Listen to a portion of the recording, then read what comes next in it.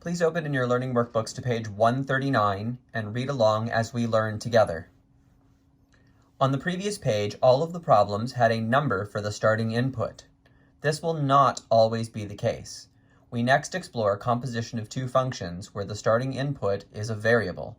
We also remind ourselves that this involves a substitution process in which the output from one function becomes the input to another function.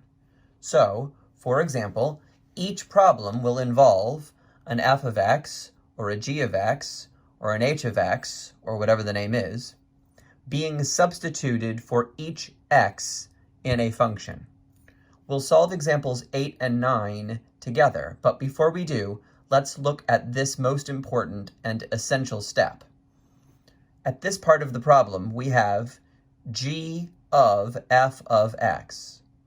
Notice that the input, x, is a variable, not a number. And because of that, instead of working from the inside out, we do the reverse. We work from the outside in. The starting function name is g. So what that means is we take our function g, which is this fraction right here, and everywhere we see an x in that function, we replace it with f of x. That's what it says in this box. G of f of x starts with g, so use function g, but write f of x in place of each x. Let's look at the same step of a different problem. For this problem, we have two functions, m and p, and at this point of the problem, we're asked to find m of p of x. The input is a variable, x, so we work from the outside in.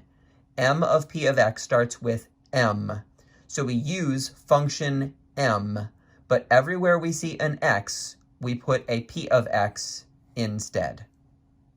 This will allow us to solve these problems quickly and easily.